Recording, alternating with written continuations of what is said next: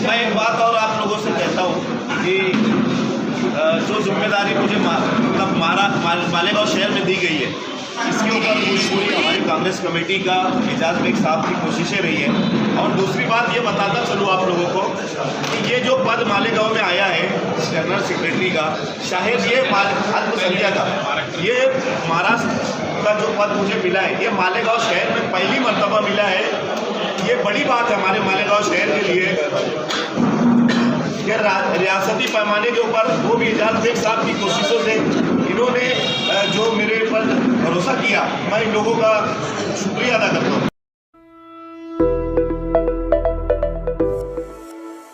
के ऊपर बुलाई गई। आने वाला असेंबली का चुनाव 3 महीना रह गया। आज सभी पार्टियां अपने अपने तौर और तरीके के ऊपर तैयारियां में लगी हुई है। वही पुरानी बातें बताकर लोगों को झांसा देने का काम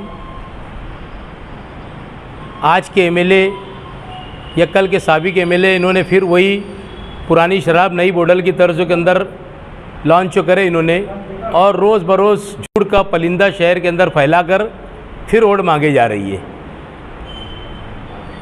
काम के बारे में शहर के अंदर बात नहीं होती। सिर्फ और सिर्फ आज तुम आजी और माजी आमदार की दोनों की तकरीरें सुनो, एक दूसरे के खिलाफ, एक दूसरे की ज़ातियात के ऊपर बात की जा रही है। ये शहर के लोग काम के लिए परेशान है, हैरान है। काम के बारे में दोनों बात नहीं करते। उसने ऐसा किया, उसने ऐसा किया, यही बात चल चल के आज तक के आई है और आवाम को धोखा देने का फिर काम किया जा रहा है। इनको आवाम ने मुफ्ती इस्माइल साहब को 2 टर्न दिया, शेख आसिफ साहब को 1 टर्न दिया, उनके वालिद को 2 टर्न दिया। ऐसे 2 लोगों ने 25 साल, एक घराने ने, दोनों घराने ने 25 साल ये शहर के अंदर राज किया। ये शहर पूरी तरीके से खंडर हो चुका। शहर के अंदर कोई कामकाज नहीं है। इनसे कामकाज के बारे में तुम पूछेंगे तो कामकाज जीरो है। मैं आपके चैनल से ये बात बताना चाहता हूँ कि मालेगांव शहर के अंदर MPSL कंपनी लाई। इन लोगों के अंदर अगर ज़रा सी भी शर्म होंगी दोनों के अंदर, अगर ये सही मानों में अगर ये शहर के अंदर गरीबों का दुख दर्द तो जानते होंगे, तो इन्होंने इस बात को कबूल करना चाहिए कि बिजली कंपनी तुम दोनों ने किस तरीके से लाए और यहाँ के सरमायादार, यहाँ के गरीब लोग, यहाँ के पावर लूम, 2-4 लूम चलाने वाले मजदूरों से लेकर प्लास्टिक चुनने वाली माँ बहनें, चरखा भरने वाली, सभी का उन्होंने इस्तेसाल किए MPSL कंपनी को लाकर। आज पूरा शहर बिजली कंपनी से परेशान है।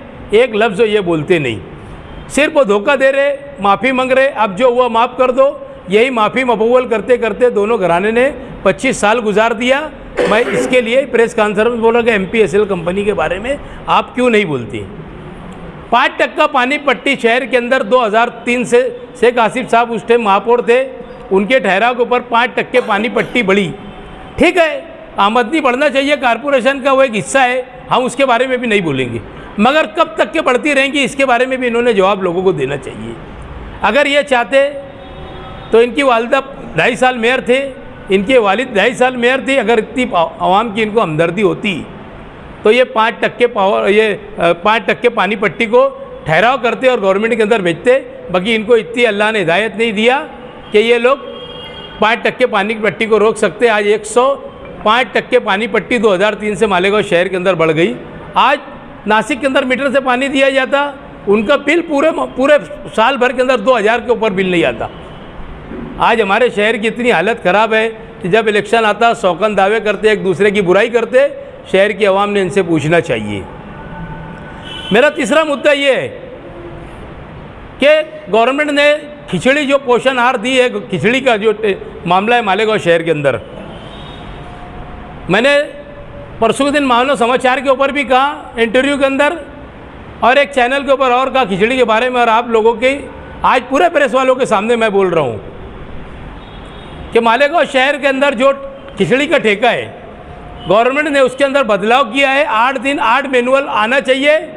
कमिश्नर को भी मैंने कहा, स्कूल बोर्ड के एओ को भी कहा कि जिस जिस जगह के ऊपर यानी कौन से दिन क्या पर आएगा पक कर, उस मैनुअल के साथ स्कूल में लगाना चाहिए कि आज ये पक के आएगा, कल ये पक के आएगा।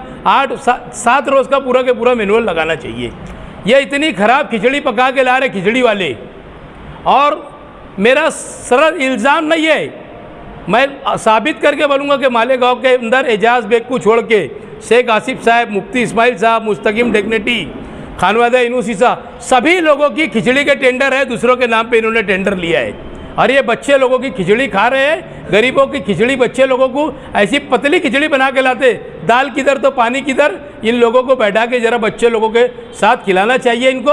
और इतनी गरीबों की हमदर्दी बताने वाले लीडरान, सभी को चैलेंज करता हूँ मैं कि तुमने बोल देना कि हमारा नहीं है, तो मैं एक एक नाम के साथ बताऊँगा कि तुम्हारे कौन कौन से नाम के ऊपर तुमने खिचड़ी का टेंडर लिया है। अब उसके बाद सिंगापुर बनाने की बात आई। मालेगांव शहर को वाटर गिरेज कंपनी को एक टेंडर दिया गया था। आज मालेगांव सिंगापुर तो नहीं बना, कचरों का अंबार आप देख रहे होंगे पूरे शहर के अंदर लगा हुआ है। कोई गली के ऊपर चले जाए, हर गली हर नुक्कड़ के कोने के ऊपर कचरे का ढेर लगे रहता है। जब वहाँ से आदमी पास होता है तो अपने नाक को कपड़ा लगा के शर्टों को तक किनारे करके और वहाँ से निकलता। ये मालेगांव शहर की हालत यहाँ के लोगों ने कर दी है। आज उन्होंने ही राज किया, शेख रशीद खानवादा ने कारपोरेशन के अंदर, उसके बाद मुफ्ती इस्माइल ने उनका मेयर बनाया। आज शहर के अंदर कुछ नहीं बचा, शहर की कारपोरेशन को खंडर बना दिया। पूरे शहर के अंदर उन लोगों ने ये किया। उसके बाद आज मालेगांव शहर की पोजीशन ये हो गई कि तीन रोज छोड़ के मालेगांव शहर को पानी मिलना चालू हुआ।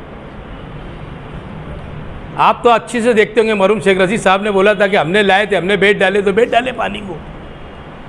दाबाड़ी को पानी दिया गया, इसके लिए साल भर जो पानी दाबाड़ी को दिया गया, अगर वो पानी रहता है अपने शहर के अंदर तो 3 दिन पानी तक आड़े पानी देने की नौबत से इस शहर के अंदर नहीं आती थी। और यहाँ तक कि हमारे शहर के एमएलए साहब सिर्फ बात करते 366 करोड़ रुपए का, ये शहर की आवाम ने उनसे हिसाब पूछना चाहिए।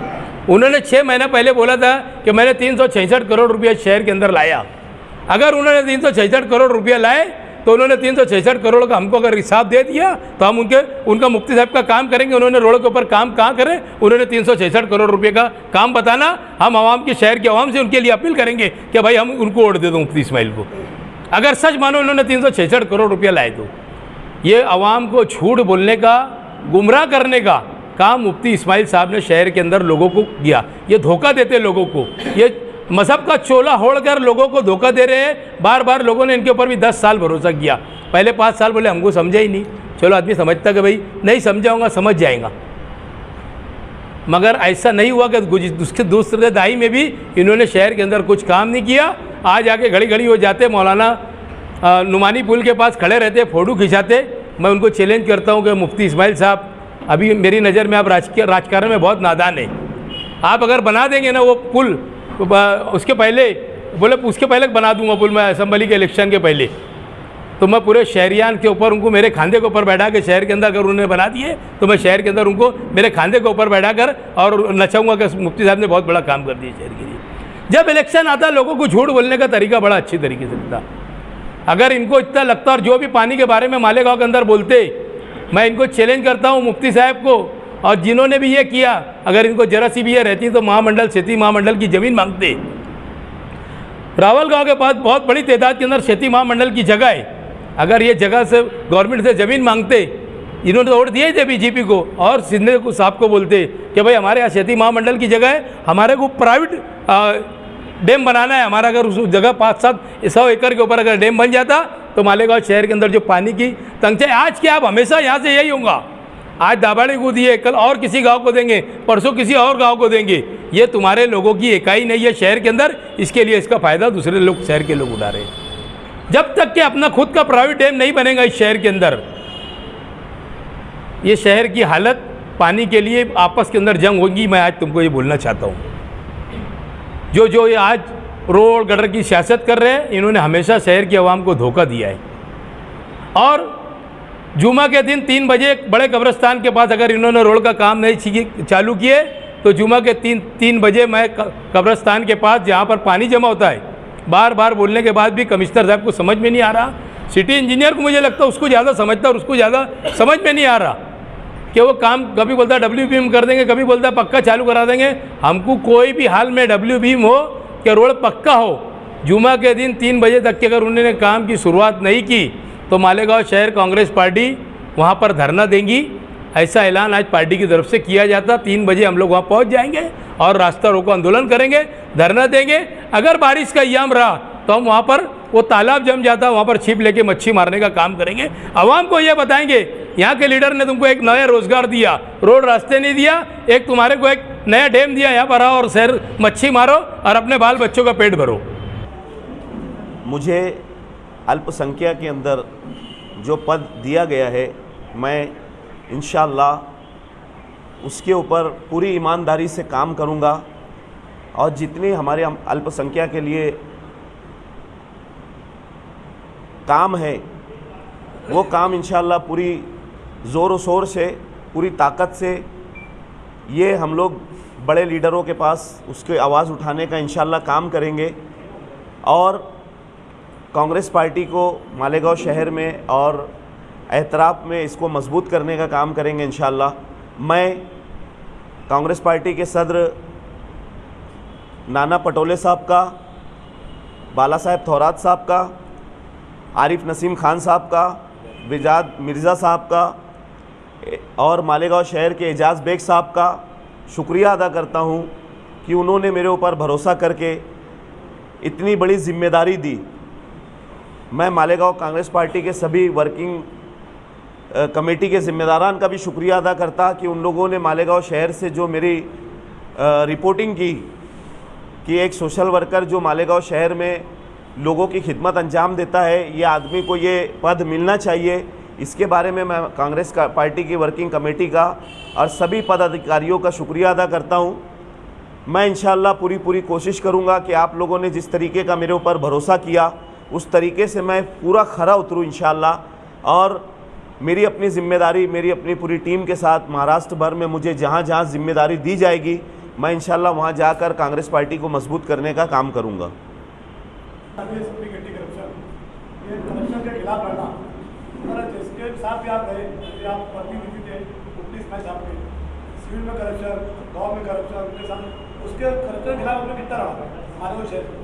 मालेगांव शहर का मामला ऐसा है कि करप्शन के खिलाफ आवाज़ उठाने से पहले ही हमारे सर में इतने ज़ोरदार हमला किया गया कि हमको 16 टाके लगे। तो हर इंसान, किसी के पास अगर उसके पास अगर कोई जिम्मेदारी ना हो, कोई पद ना हो, तो हर आदमी मालेगांव शहर में डरा और सहमा हुआ है कि वो जब आवाज़ उठाने जाता है, सुनो ना मेरी बात, पहले आप सुन लो ना, कि आप जब भी कोई आवाज़ उठाने के लिए जाता है तो उसके ऊपर हमला हो जाता है। तो हर आदमी यहाँ पर डरा हुआ है, सहमा हुआ है। लेकिन अब हमको उससे बड़ी जिम्मेदारी मिली इंशाअल्लाह। प्रतिनिधि रहने के बाद हमने जो सिविल हॉस्पिटल में काम किया है वो काम पहले के बनिस्बत अभी आप लोग को अल्लाह ने आँख दी है, आप खुद वहाँ जाकर तजुर्बा कर सकते हो। करप्शन तो पूरे हिंदुस्तान में है, एक सफीक एंटी करप्शन के रहने से करप्शन बंद नहीं होगा। पहले के सिविल हॉस्पिटल में और अभी के सिविल हॉस्पिटल में मैं पूरे शहर के, हमारे मालेगांव शहर के हर वो इंसान से एक दरख्वास्त करता हूं कि वो सिविल हॉस्पिटल में जाकर अपनी आंख से मुआयना कर ले कि पहले के सिविल हॉस्पिटल में और अभी के सिविल हॉस्पिटल में क्या फ़र्क है, और ऑन रिकॉर्ड चेक करे। आदमी के चिल्लाने से या आदमी के बोलने से कोई फ़र्क नहीं पड़ता। कागज़ बोलता है कि पहले कितनी डिलीवरी हुआ करती थी और अभी कितनी होती है। अगर 100 में से तुमने 99 काम अच्छे करे और एक काम अगर तुम्हारे से कुछ गलत हो गया तो एक काम के लिए हमारे शहर के लोगों का मिजाज कुछ लोग बनाकर वो उनके 99 कामों को ख़राब कर देते हैं। तो हमने काम किया और हमारे अंदर भी खामियां हैं, ऐसे नहीं कि नहीं है। हर इंसान के अंदर खामी है, इसीलिए वो इंसान बना है। तो अगर उसने 99 काम अच्छा किया है तो उसके 99 काम की सराहना करो, एक काम के पीछे मत लगो। आपने मुफ्ती इस्माइल का साथ क्यों छोड़ा और कांग्रेस पार्टी क्यों गई? पक्का रीज़न? मुफ्ती साहब का साथ छोड़ने की वजह यह है कि मुफ्ती साहब को हमने बारहा कहा कि साहब, मालेगांव शहर के लोगों ने हमारे ऊपर भरोसा किया है, हमको मालेगांव शहर को 5 साल पूरा काम बताना है। लेकिन कहीं ना कहीं हम लोग उसके अंदर काम बताने में नाकाम हुए। और मालेगांव शहर हमारा एक ऐसा शहर है कि मस्जिदों मीनारों का शहर होने के बावजूद हम लोग पूरे हिंदुस्तान में शायद सबसे पिछड़ा हुआ शहर हमारा मालेगांव माना जाता है। हमारे यहाँ कचरों का अंबार है, हमारे यहाँ सड़कें ख़राब है, हमारे यहाँ तालीम की बहुत सारी कमियाँ हैं। हमारी स्कूलें, प्राइमरी स्कूलों की हालत हम देख सकते हैं कि प्राइमरी स्कूलों की छतें जो बच्चे बैठते हैं उनके ऊपर गिर जाती है। कोई भी नज़्म हमारे शहर में सही नहीं है। यहाँ तक कि हम लोग नदी के इस पार से नदी के उस पार चले जाए तो हम लोग 100 साल पीछे हैं, नदी के उस पार से हम लोग 100 साल पीछे हैं। हमारे लीडरों ने जिस तरीके से आवाज़ उठाना चाहिए आवाम के लिए, तो हम लोग आवाम के लिए कम आवाज़ उठाते और एक दूसरे के ऊपर टिप्पणियाँ ज़्यादा करते कि फला लीडर ने ये नहीं किया, फला लीडर वो कर रहा है और फला लीडर ये कर रहा है। तो एक दूसरे के खिलाफ बोलने से ज़्यादा कि हम लोग आवाम को काम करके बताएं। 2 काम 4 काम कर देने से शहर का काम नहीं होने वाला। हमारा शहर बहुत ज़्यादा पीछे है। हम लोगों को चाहिए कि इतना काम करके बता दे कि आवाम तुमको